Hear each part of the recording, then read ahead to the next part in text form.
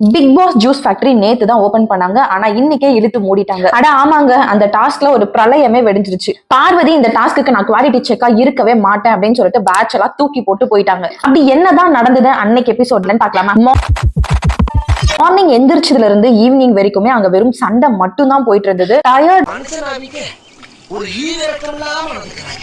சண்டை போட்டுட்டு இருந்தாங்கன்னா பாத்துக்கோங்க. சூப்பர் டீலக்ஸ் வீட்டுக்கு பார்வதியும் வியானா தான் கிளீனிங்ல இருக்காங்க இல்லையா? எஃப்ஜேவும் ஆதிரையும் சோஃபா மேல உட்காந்துட்டு சாப்பிட்டுட்டு இருப்பாங்க. அப்போ பார்வதியை கூப்பிடுவாங்க வேலைக்கு. அதாவது அவங்க குடிக்க தண்ணி எடுத்துட்டு வரணுமா. இதை கேட்ட பார்வதி, என்னது நீ தண்ணி குடிக்கிறதுக்கு அதை கூட நான் தான் எடுத்துட்டு வந்து தரணுமா அப்படின்னு சொல்லிட்டு செம கோவப்படுவாங்க. அந்த வேலையை செய்ய மாட்டேன்னு சொல்லுவாங்க. உடனே கனி கிட்ட எஃப்ஜேவும் ஆதிரியும் கம்ப்ளைண்ட் பண்ணுவாங்க. நாங்க சூப்பர் டீலக்ஸ் டீம், ஆனா பார்வதி எங்களுக்கு வேலையை செஞ்சு கொடுக்க மாட்டாங்க, வேணும்னே பண்ண மாட்டாங்க அப்படின்னு சொல்லிட்டு உடனே கனியும் போயிட்டு பார்வதி கிட்ட கேட்பாங்க. அதுக்கு பார்வதி திமிரா உட்காந்துட்டு தண்ணி வேணும்னு கேட்டாலும் என்னால எடுத்துட்டு போய் தர முடியாது, அது என்னோட பிரஸ்டீஜ்